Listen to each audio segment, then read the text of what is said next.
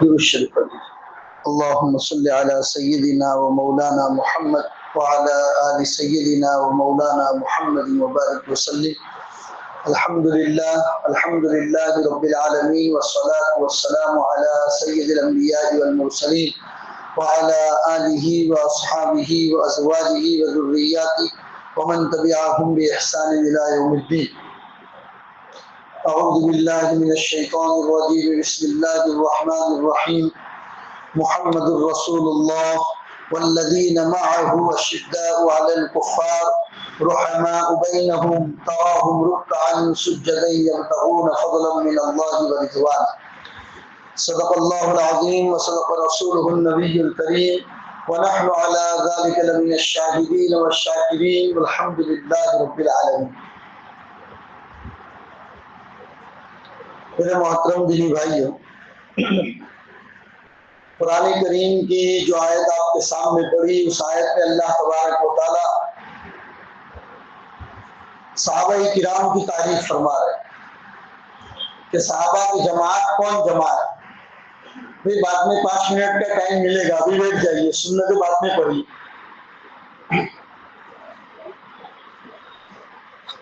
ان آیتوں میں صحابہ کون جماعت ہے اس کے بارے میں اللہ نے فرمایا کہ محمد اللہ کے رسول ہیں، والذین معہ اشداء علی الکفار رحماء بینہم، اور ان کے ساتھ صحابہ کی جو جماعت ہے وہ کفار کے اوپر بڑے سخت ہیں لیکن آپس میں بڑے نرم دل۔ تراہم رکعا سجدا یبتغون فضلا من اللہ ورضوانا، تم کبھی انہیں دیکھو گے رکوع کی حالت میں، کبھی سجدے کی حالت میں۔ سیماہم فی وجوہہم، ان کے چہروں پر آپ کو سجدے کے نشان نظر آئیں۔ یہ صحابہ کی اللہ تبارک و تعالیٰ نے تعریف کی۔ پچھلے 2-3 جمعہ سے ہم لوگ صحابہ کی عظمت، سیدنا ابوبکر صدیق رضی اللہ تعالیٰ عنہ کی منقبت اور آپ کی فضیلت کو سن رہے ہیں۔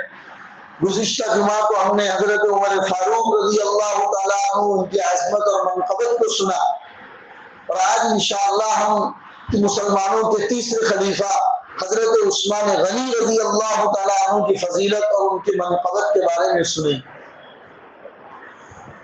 حضرت عمر فاروق رضی اللہ تعالیٰ عنہ کو جب شہید کر دیا گیا تو شہادت سے پہلے ہی آپ نے 6 آدمیوں کی ایک جماعت اپنے پاس بلائی تھی، اور وہ 6 صحابہ مدینہ کے کبار صحابہ یعنی بڑے بڑے صحابہ میں سے تھے، عشرہ مبشرہ میں سے تھے، جن کو اللہ کے رسول نے دنیا میں ایک ہی مجلس میں جنت کی خوشخبری سنائی تھی، انہی میں سے تھے۔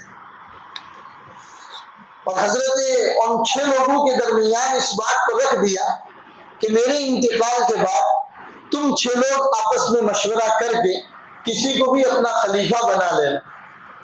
حضرت عبد الرحمن بن عوف نے تو پہلے ہی منع کر دیا تھا کہ بھائی میں مشورے میں شامل رہوں گا لیکن میرا نام خلیفہ میں پیش نہ کیا جائے۔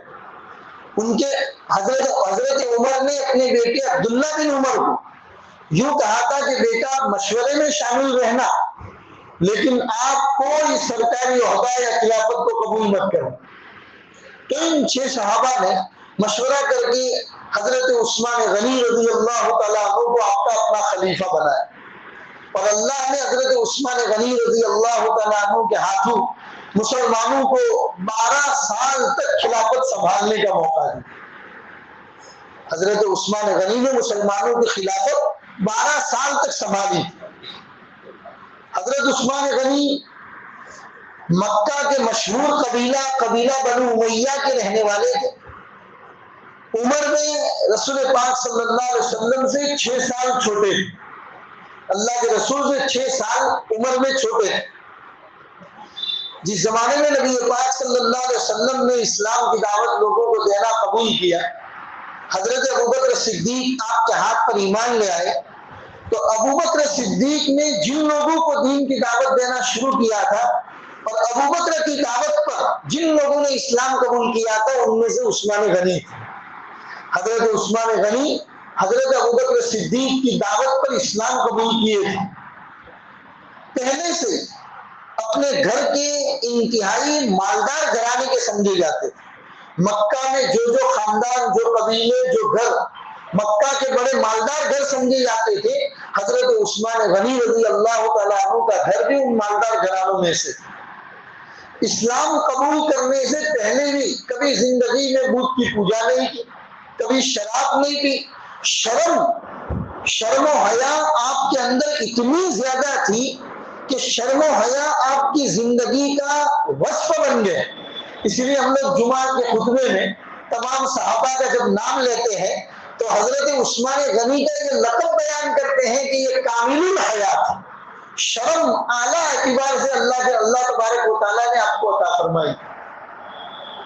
بنو امیہ کے علاقے کے رہنے والے تھے، اور جب آپ نے اسلام قبول کیا تو خود آپ ہی کے گھر والوں نے آپ کو بڑا ستایا، بڑے خاندان والوں نے آپ کو ستایا۔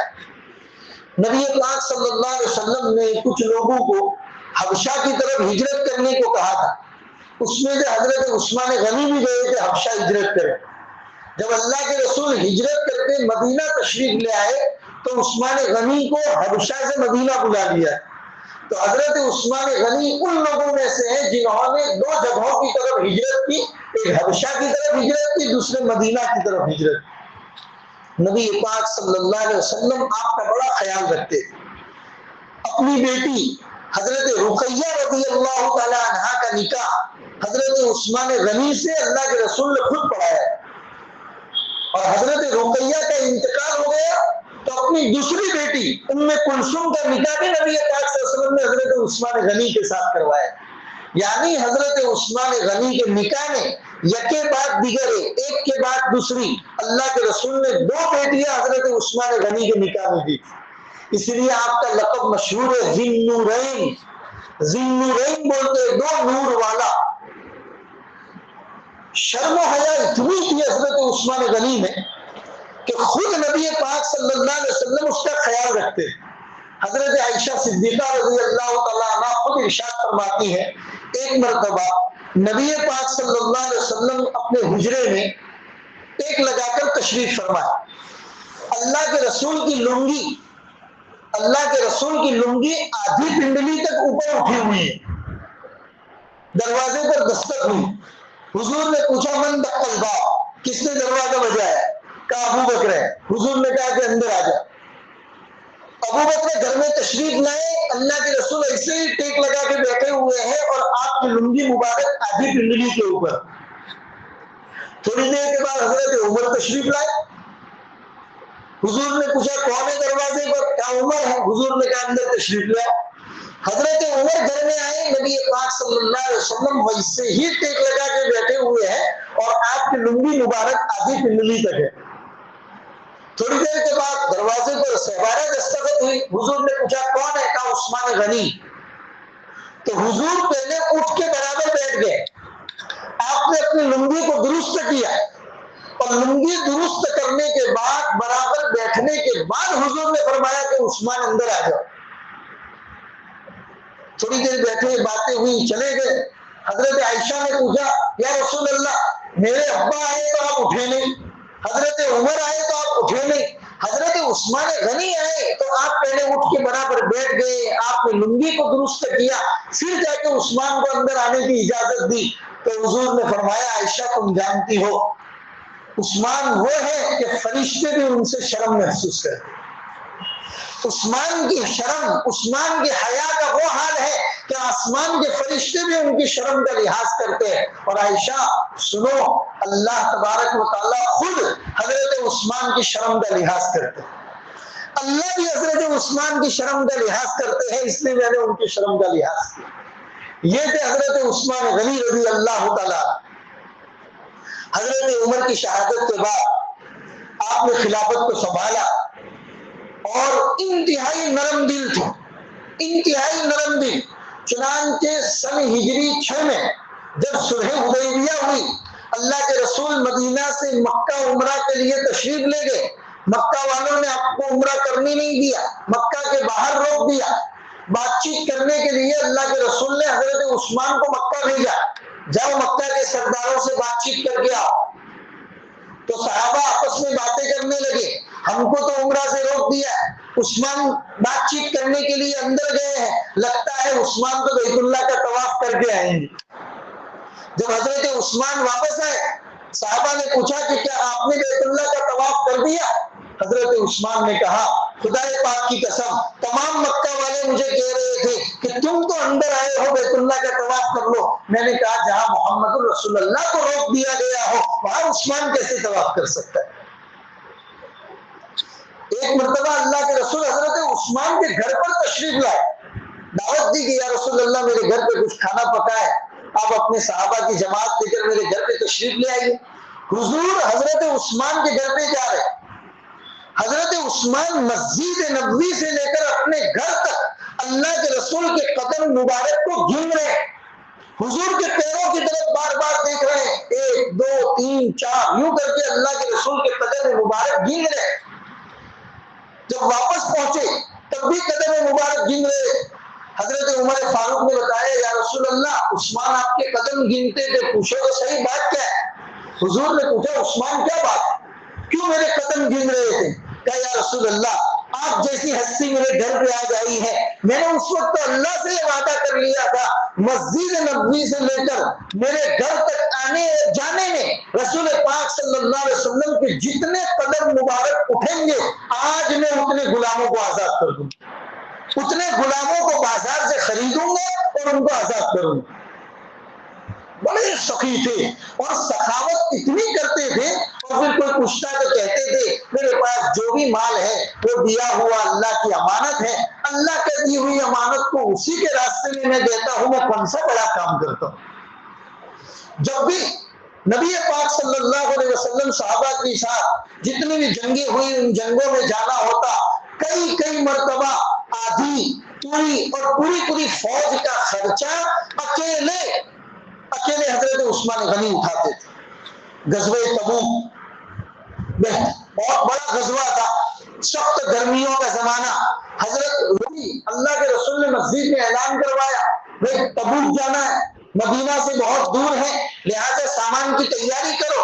صحابہ کہہ رہے کہ یا رسول اللہ ابھی تو کھجور کے پکنے کا زمانہ ہے، کھجور پکے گی بازار میں بیچیں گے تب جا کے پیسے آئیں گے، ابھی ہمارے پاس کچھ نہیں ہے۔ حضرت عثمان غنی نے پورا تقریباً آدھے سے زیادہ فوج کا خرچہ اکیلا اٹھا، 100 اونٹ اللہ کے رسول کو دیے، کئی گھوڑے اللہ کے رسول کو دیے، 10,000 دینار اللہ کے رسول کی خدمت میں لا کر پیش کی۔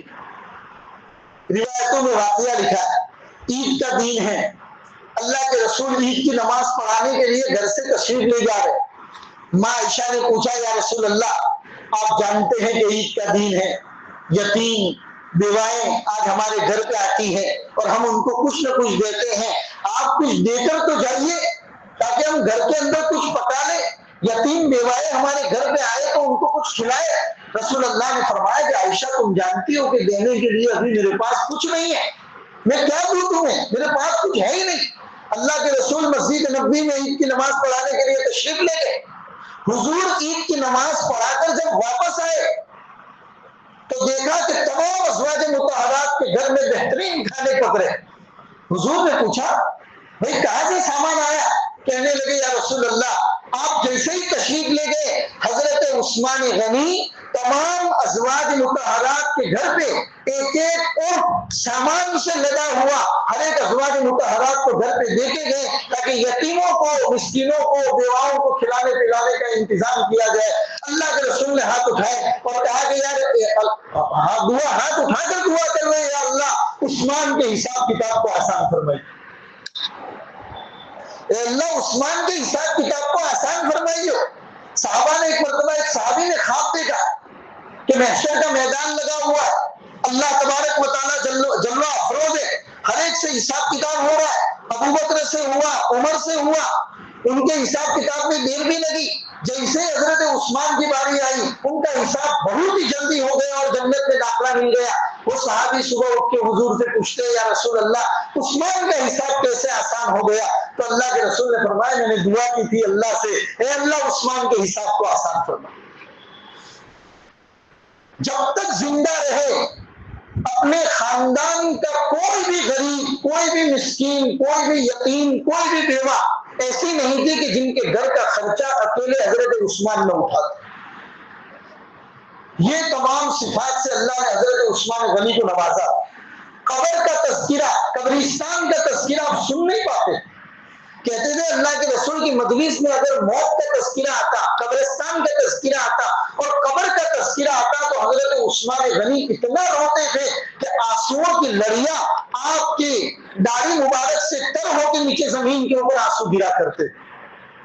کسی نے پوچھا عثمان آپ جنت اور جہنم کے تذکرے سے اتنا نہیں روتے جتنا آپ قبر کے تذکرے سے روتے ہیں؟ تو حضرت عثمان غنی فرماتے تھے میرے بھائیوں، مرنے کے بعد سب سے پہلی منزل قبر ہی کی تو منزل ہے۔ اگر یہ منزل آسان ہو گئی تو آگے کی تمام منزلیں آسان ہیں، اور اگر یہ منزل مشکل ہو گئی تو آگے کی تمام منزلوں میں کٹھنائیوں کا سامنا ہے۔ یہ تھے مسلمانوں کے تیسرے خلیفہ حضرت عثمان غنی رضی اللہ تعالیٰ عنہ۔ حضرت عمر کی شہادت کے بعد آپ کو خلیفہ بنایا گیا۔ 12 سال تک آپ نے خلافت کو سنبھالا۔ شروع کے اندر تو آپ کی خلافت بہت اچھے سے اور بہت عمدہ طریقے سے چلی، لیکن آپ مزاج کے انتہائی نرم تھے۔ اپنی ذات کے لیے یا کسی اور کے لیے کسی پر ہاتھ اٹھانا، کسی کو مارنا حضرت عثمان غنی کبھی بھی پسند نہیں کرتے۔ کئی مرتبہ آپ کے پاس لوگوں کی شکایتیں آتی کہ اس نے فلاں علاقے میں یہ کیا، فلاں گورنر نے یہ کیا، فلاں کلیکٹر نے یہ کیا۔ حضرت عثمان غنی صرف اس کو عہدے سے ہٹا دیتے، اس کے علاوہ کوئی بھی زیادتی اس کے ساتھ نہیں کرتے۔ بس آپ کی اس نرم مزاجی کا کئی لوگوں نے فائدہ اٹھایا، کئی لوگوں نے فائدہ اٹھایا آپ کی اس نرم مزاجی کا، اور اسی نرم مزاجی کا فائدہ اٹھا کر حضرت عثمان کی خلافت کو اندر سے کھوکھلا کرنے کی کوشش کی۔ حالانکہ آپ نے ان 12 سالوں میں امت کے اوپر جو احسان کر کے گئے ان احسانوں کو کبھی بھلایا نہیں جا سکتا۔ سب سے بڑا احسان میرے بھائیوں یہ قرآن مقدس جو ہم لوگ پڑھتے ہیں، یہ 30 پارہ قرآن کا جو 30 پارہ، ایک پارہ دوسرا پارہ، یہ جو الگ الگ پارے یہ جو ہے نا، یہ حضرت عثمان کی دین ہے۔ اس سے پہلے قرآن 30 پاروں کی شکل میں نہیں تھا۔ جیسے جیسے قرآن اترتا تھا اللہ کے رسول جو صحابہ موجود ہوتے تھے ان کے پاس لکھوا دیتے تھے، اور ہر ایک کے پاس لکھا ہوا پرائیویٹ اپنے گھر میں ہوتا تھا۔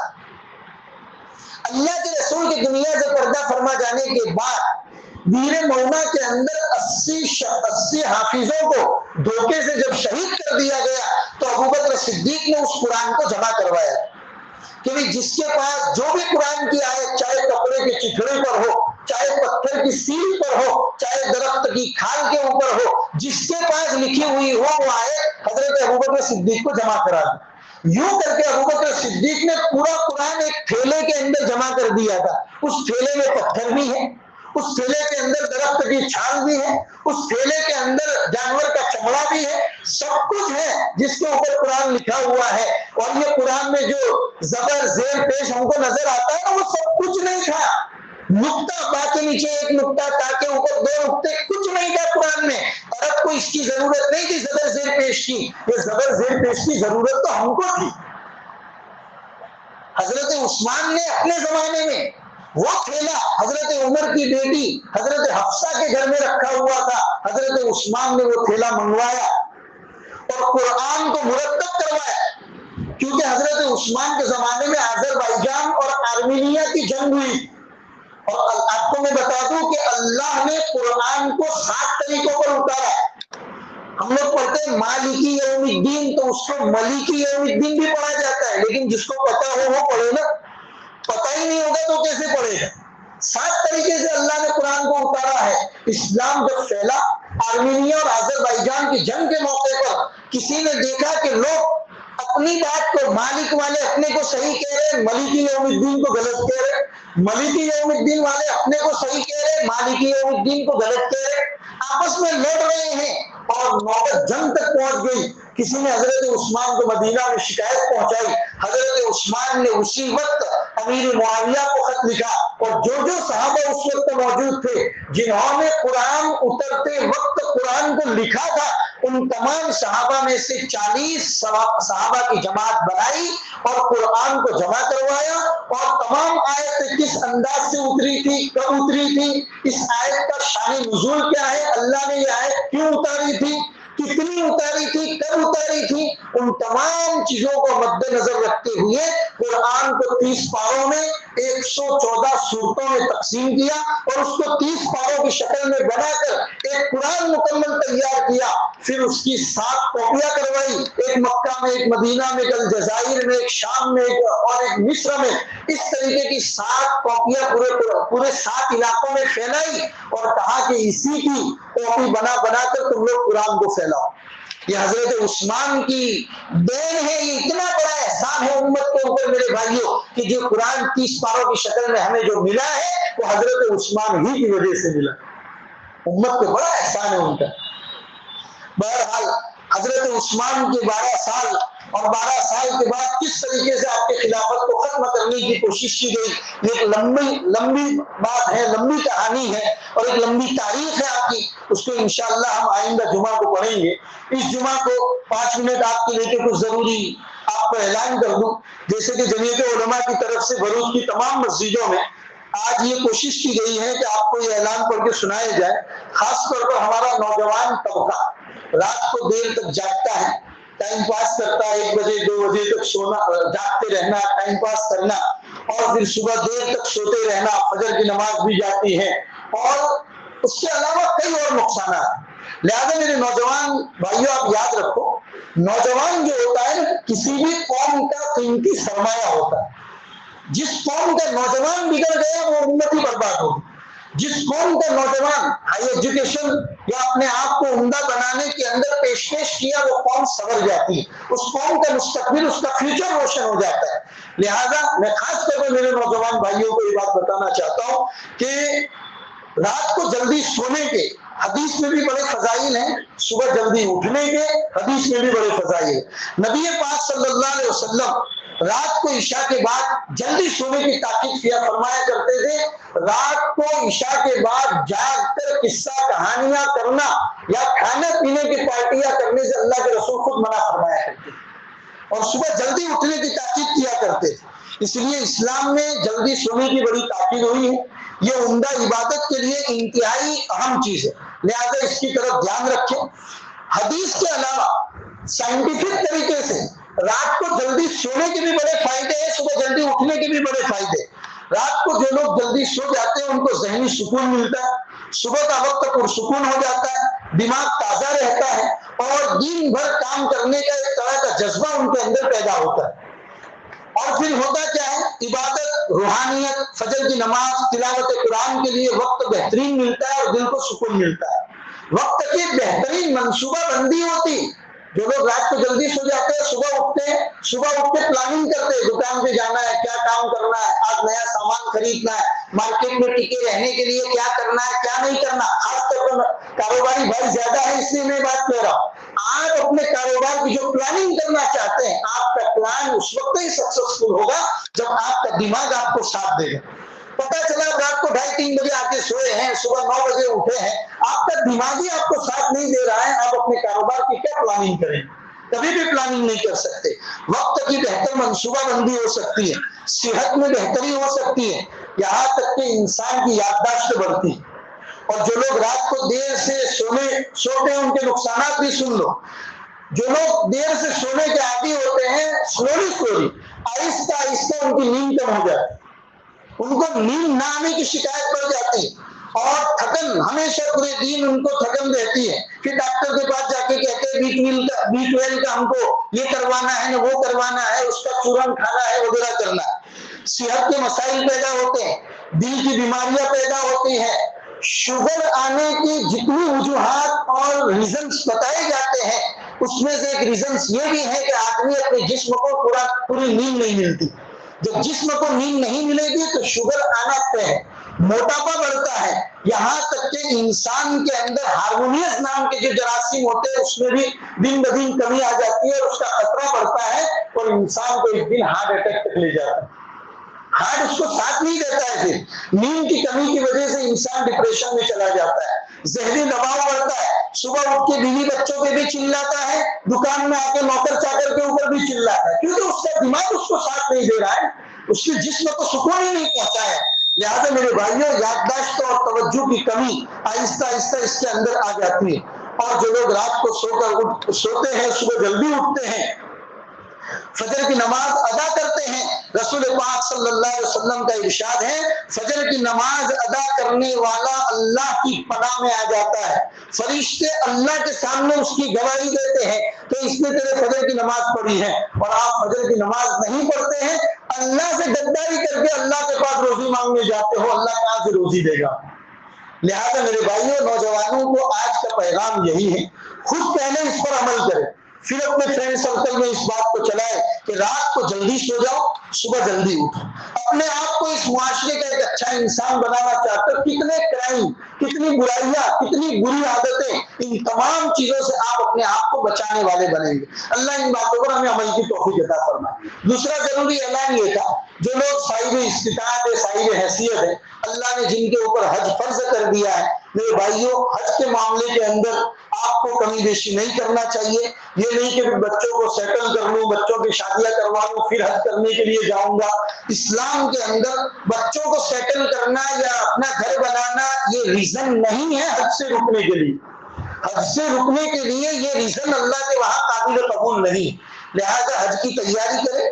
آج 24 جولائی ہے، جو لوگ حج کمیٹی سے حج کرنا جانا چاہتے ہیں ان کے لیے آج آخری دن ہے، رات کو 12 بجے تک وہ اپنا فارم بھر سکتے ہیں، آج آخری دن ہے، اس لیے میں اس کا اعلان کر رہا ہوں۔ بقیہ اللہ نے کسی کو دیا ہے پرائیویٹ طریقے سے جاتا ہے الگ بات ہے، لیکن جو حج کمیٹی سے جانا چاہتے ہیں آج اس کی آخری تاریخ ہے 24 جولائی، اور حج ہاؤس کی طرف سے بھی کہا گیا ہے کہ آگے تاریخ بڑھانے کا کوئی منشا ہے نہیں، جو بھی ارادہ رکھتے ہیں آج رات تک اس کا فارم بھر لیں۔